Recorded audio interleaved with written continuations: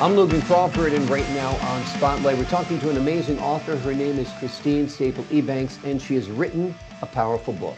It is called Raising Nathan Against All Odds, discovering the blessings, joy, and purpose in raising a child with disabilities. This powerful memoir takes us through her incredible journey of raising her son, Nathan, who was diagnosed with cerebral palsy. Join us as we explore her story of faith, resilience, and the profound lessons learned along the way. We're delighted to have this very talented author join us here today on Spotlight. We thank the team at Books to Life Marketing for helping us put her in the spotlight today. And we ask viewers like you to support authors like her by subscribing to our channel and by purchasing her amazing book. The links are below this interview. So good to see you here today on our show, Christine. Thank you, Logan. Thank you so much for having me. I'm delighted to be here. Oh, the pleasure is all mine. Delighted to have you on the show. This is quite a story you tell.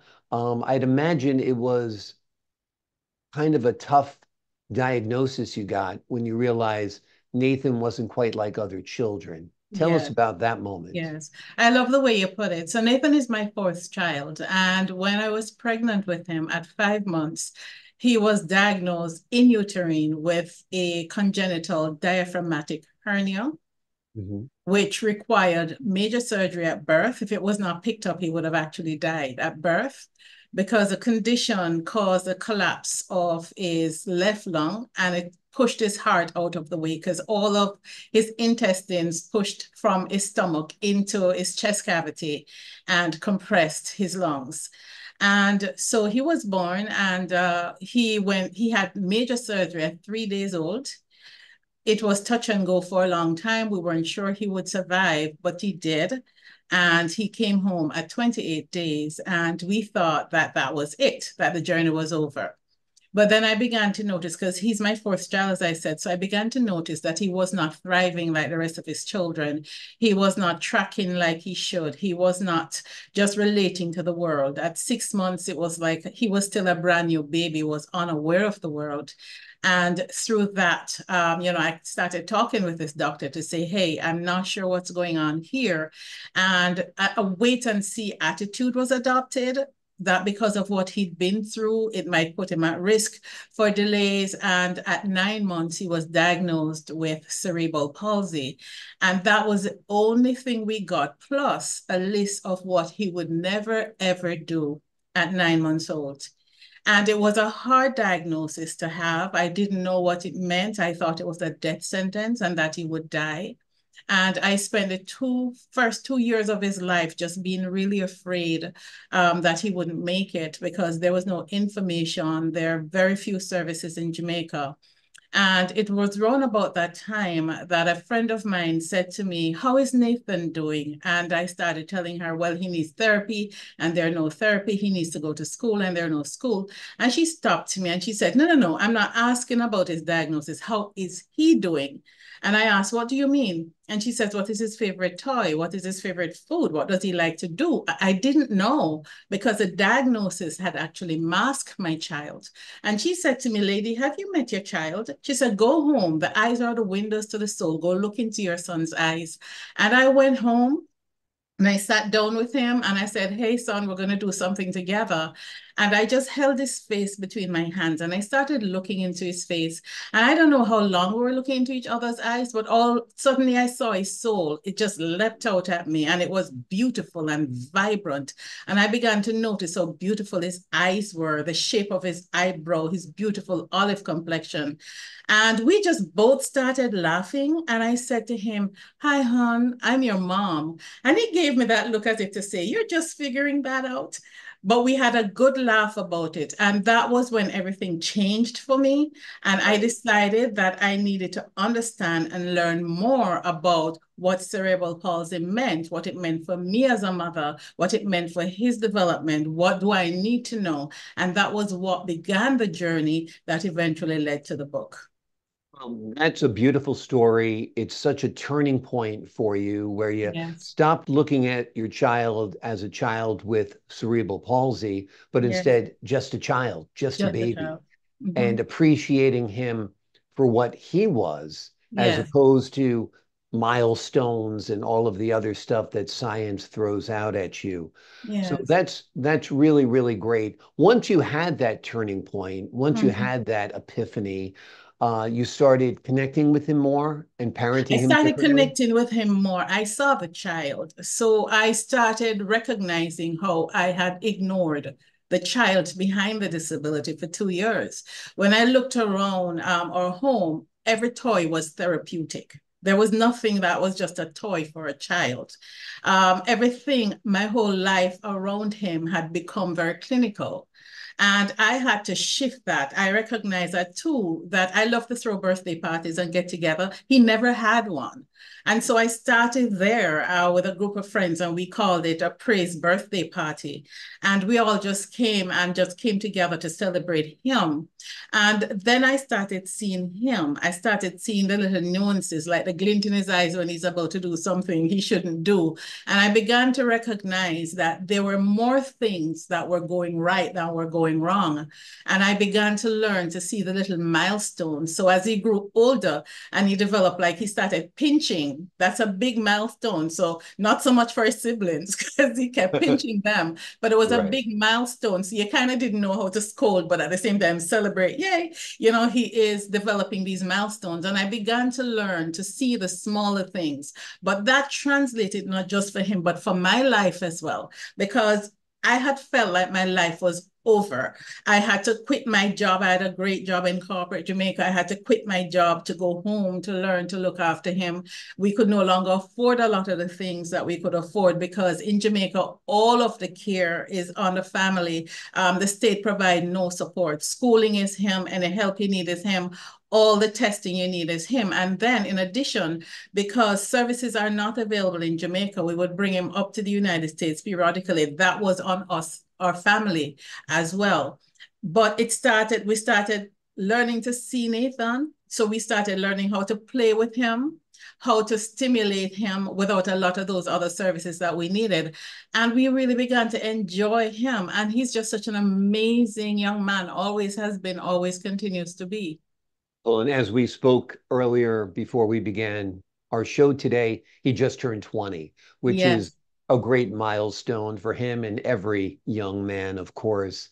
And that's wonderful. And no doubt he's achieved what he's achieved in life because of the love of his mother, his father, and siblings as well. You've yes, also started a foundation that'll help other people in yes. similar situations. Tell us about that. So when he was about 4, we took him for 3 months of rehabilitation in Florida. And I cried through all of it because I kept asking, why can't we have services like this back home? So I went back and I put on a workshop, and the intent of the workshop was just to share what I had learned with other families. And that's when I understood the magnitude that there was a significant number of children, over 25% of the children population, which is, just under 300,000 children who had some form of disabilities who needed support. I found out that the schools, that there were not many special education trained teachers in the schools. So many schools were flying blind. Many of the children were not in school. And so I started a foundation, the Nathan Ebanks Foundation, to become a voice to bring to light the issues of children and families. And through the foundation, I engaged with government, I engaged with civil society. I was able to attract a lot of volunteers in many of the specialist areas from United States and other countries. And I brought them to Jamaica, and we put on workshops, we put on fair, we put on assessment, screening, speech therapy services. Literally does not exist for children with disabilities in Jamaica. And so I began to extend these services through the foundation, but at the same time lobbying government for policy change. And so today, a significant more number of children are in school because of that work, which unfortunately I no longer do because I don't live there, but I don't do it in that particular way anymore. But policies began to shift. The public awareness around disability began to shift because when I was growing up, disability was something you hide. We didn't bring forward children with disabilities. So when I was on the road with my son in a wheelchair, people would stare and I would use it as an opportunity to educate. And so I observed, I went to Jamaica last week, I just came back on Monday, and I observed that there are more people publicly in wheelchairs with disabilities than when we just started. And so there was a whole shift in the culture around how we see and support individuals with disabilities. And I always say to people that that gave purpose to my pain, because the pain was great and the struggles were great. And to be able to use it to speak in a practical, I call it the everydayness of life, and to speak about the everythingness of life when it surrounds individuals with disabilities. Because as I came to learn, there's people just don't know. And they don't know what they don't know until they know. And so I use the platform, even this platform, I'm grateful that it is bringing to light the public and the lived experiences of individuals with disabilities, because it's often hidden in the shadows. Absolutely. And people who have disabilities and physical challenges, mental also, should not live in the shadows. They should live Yes. in the sunlight like everyone else. Yes. They have different abilities. They might not be like your son or that son or Mhm. this person's daughter or that person's daughter, but they are themselves and they are a Yes. blessing from Yes. God, no doubt. What do you Yes. hope readers take away from the book? So first and foremost, I just have to lift up the book. Nathan Yeah, helped to choose the cover of the book. wonderful. It's a Right. We beautiful wanted to cover. use a sunflower that represents life and represents just the many dimensions and the beauty that is encapsulated in the journey. And the book itself, it's real. When I was just going through what we're going through and I was looking for materials, I always got books from other parents that talk about the good parts of it, but it didn't tell me about the struggles and the other parts of it. So I felt alone. I felt that nobody was going through what I was going through, because none of the books resonated with me. They didn't represent my cultural space as well, where no services were available and where I felt disempowered. And so the book is written from the perspective to really give an inside look into what I call the hidden emotional pathways for families, so that somebody who's going through a similar path can find themselves, situate themselves and their families in the book, and know that they're not alone. The second thing is, in all the literature, even from an academic standpoint, very few book captures the father's perspective, very few books capture the sibling's perspective, and very few books capture the individual with disability sharing their own story. And so in this book, it brought all of that to life. And interestingly, just recently, a radio station did an interview with my husband for Father's Day to talk about a father's perspective on disability. And so many men tuned in to say, you know, we've always heard from the mother. It's good to hear from another man. And so each of my family members get to share their story in a non-judgmental way. And I cried through some of the interviews with them, because I was hearing things like, my oldest child was 8 when Nathan was born. So I had 8, 6, and 4, and then him. And the 8-year-old, who is now 28, shared that when he was born, she was so excited when I went into the hospital to have the baby that she gathered her siblings and, you know, cleaned up the home of the toys so that we could welcome home the baby. And then daddy came home without the baby, and he just said the baby was sick. And then mommy wasn't home either. And she had to soothe her siblings and cry herself to sleep. I didn't know that. And it broke my heart, because I didn't know how to have the conversation with them. I didn't even know they understood. And so I share those as lessons throughout the book, so that somebody else would come along to understand how disability impact the whole family, and how what the kind of tools that we created for ourselves to help us through, and how we integrated Nathan. So when we were leaving the hospital with him, an older nurse said to me, he's going to be very sick for a long time, because I've seen this before. But when you go home, the best gift you have given to him are his siblings. Go home, show them how to play with him, how to hold him, how to help care for him. So we have pictures of these little kids with pillows in their laps, holding their little brother because he still had bandages from the wound of the surgery and he was very fragile for a while. But we taught them how to relate to their brother. Today, sometimes they're more parents than my husband and I. Sometimes they want to tell us, you're not doing this right.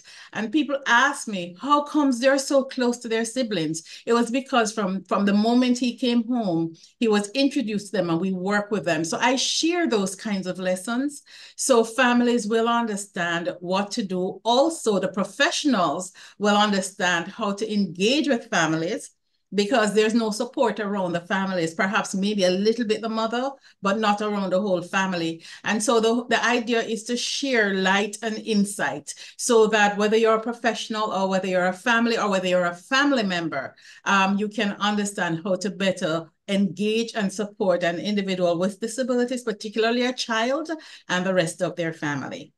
Wonderful. Wonderful words, important work, great advice. The name of the book is Raising Nathan Against All Odds, Discovering the Blessings, Joy, and Purpose in Raising a Child with Disabilities. It's a powerful memoir, and it is a book that will be of great use to anyone who has a child with a disability or works with people who have disabilities. It'll give you great perspective, great insight. It's a wonderful read, even if you don't have a child with disabilities, yes, because it's a remarkable story of a mother, her children, her husband, and the child who came along who is just a little bit different than everybody else.